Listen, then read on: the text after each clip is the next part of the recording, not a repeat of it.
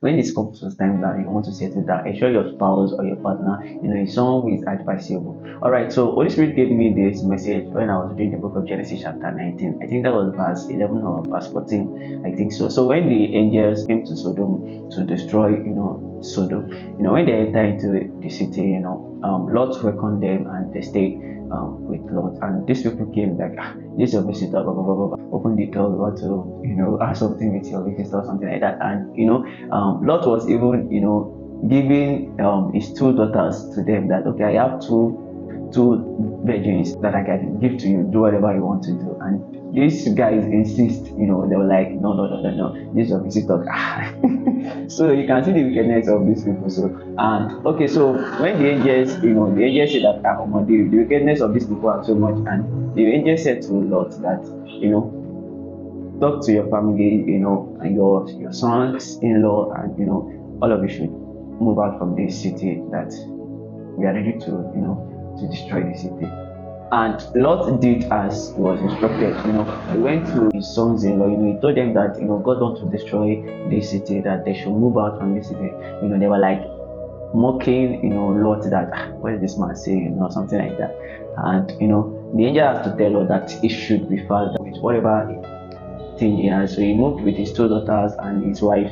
So, and one thing I say about that is that if you marry someone who is not advisable, indirectly or directly, you get affected. Yeah, it affects you indirectly or indirectly or directly, yes, you get affected. So on the long run, so I think the instruction given to them was that nobody should turn back. So Lot's wife, looked back. So she turned to pillar of salt. So she looked back, she turned to pillar of salt. So we can see the power of obedience right there. So whatever instruction given to us, it's always good to obey. It's power good. So whatever instruction given to us by God, personal instruction given to us by God. So it's always good to obey, and it's always good to heed to instruction given to us. So we can see it in that, Genesis chapter 19, that the instruction given to Lot and his family that nobody should turn back, that they should run far away from the city, from Sodom. So on the long run, so Lot's wife, looked back and she turned to pillar of salt, and he slept with Lot and his two daughters. Something happened that baffles me a lot. While I was reading the chapter, I was like, but these two ladies, they are virgins. I also see the power of environment also. So the environment we stay also determines our emotional being also. So we could see that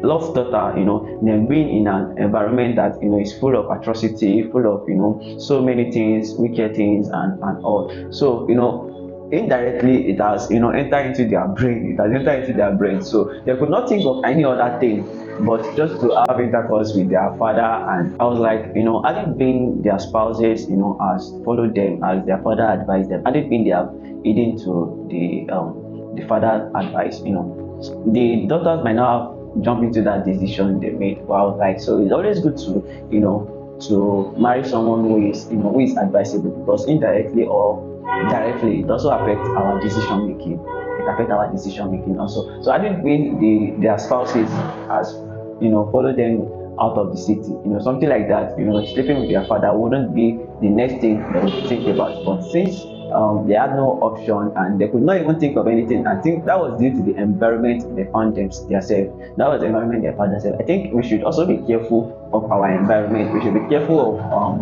what we allow to come to our sensitivity, to our environment, to our hearing.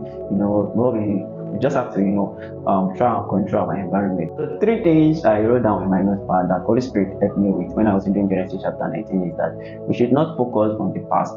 Now we should focus on our future. So I think what made Lot's wife to turn to pillar of salt, that she focused on the past but not concentrating on the future. So I wish as Christian, we as as believers, we should always focus on the future, not the past. Then the next one I learned about is that we should marry someone who is advisable. So indirectly or directly, it affects our decision making also. And number 3 is obedience also. So we should be obedient to to instructions given to us by God. We should be obedient to every instructions given to us. This is the best time, you need to check yourself and check your partner, also check your spouse. Is your spouse someone who is advisable? Is your spouse someone that doesn't, focus on the past but focus on the future? So you have to, check that also. So you have to, focus on the future, not the past. Also, you have to be obedient to every instruction given to us.